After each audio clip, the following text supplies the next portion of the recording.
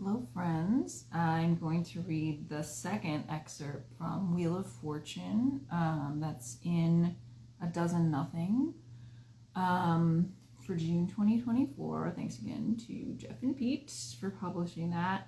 While I wait for people to join, I will waste a little more time. You'll notice that once again, Princess Mimi the kitten is not present for this reading. She is currently sleeping in a laundry basket, and I'm not gonna roust her out of there because she's very rowdy today, and I feel like that would be very distracting for a reading. Maybe next time. Okay, so the second bit of Wheel of Fortune is influenced by several things from the desert, where I did a residency in April of 2023. This particular section of the poem I drafted while I was visiting Terlingua, which is a ghost town, and also Marfa, Texas, where I went mostly to get an oil change, but also to experience Marfa, which I had heard about from various friends. I went to Ballroom Marfa while I was there, and I saw an exhibit by Kenneth Tam called Tender is the Hand Which Holds the Stone of Memory. There was also an exhibit called Ecstatic Land at that time. I was mostly influenced by the Kenneth Tam exhibit, but I did use the exhibition guide as a collage text when I was composing this particular poem. I also pulled language from other bits of things that I picked up in Marfa, a Marfa gallery guide, and also an advertisement from a store called Rabba Marfa. The poem is also influenced by a tarot reading that I got while in Marfa. The reading was by Amanda Holstein, who is the owner and operator of Mother Mary's Spiritual Goods and Services in Marfa. If you want to check her out, she's online at marfatarot.com, and she's also a poet and an incredible person and reader of tarot. So I highly recommend Amanda, and that's mentioned in the poem. The poem was also influenced by an experience that I had just outside of Terlingua, the ghost town. I stopped at what I thought was an art gallery, but turned out to be just someone's home, and had probably not been an art gallery for many years. And I was sort of led into the depths of and then out of a portal, which I'm not going to describe now, but that portal is certainly an influence on this particular section of the poem.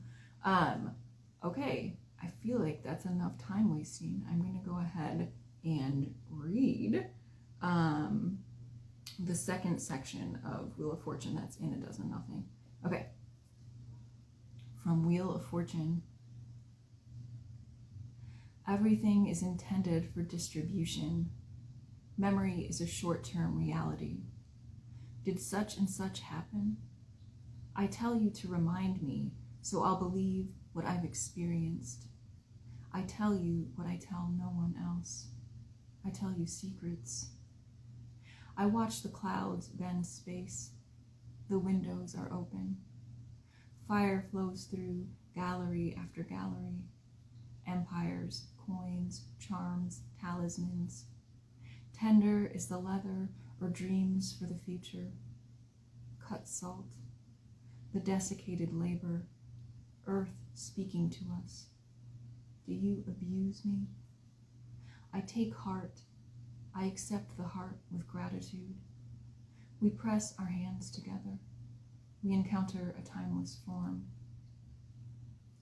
Pepper spray or fear, crushed eggshells, powdered sleep, some tunnel dug by hand, ecstatic land, river ghost, yarn archive. How shoulders disposition, how shoulders angle bearing. The possibility of this slow dance is nested inside. Do you remember that Mazzy Star record? So dirty and drowsy. There's a mesa on the horizon I can't keep sight of. The raw and vulnerable infrastructure performs softer, more tender modes of masculinity. Light bulbs, cages, chains, and hardware. We've passed through the underworld. Perhaps we're still there. Sound installation, earth and fire, circles the day moon, astronaut flower.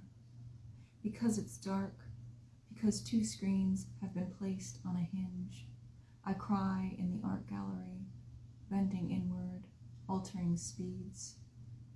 Do you feel like you have to hide yourself? Do you feel like you have to be someone else?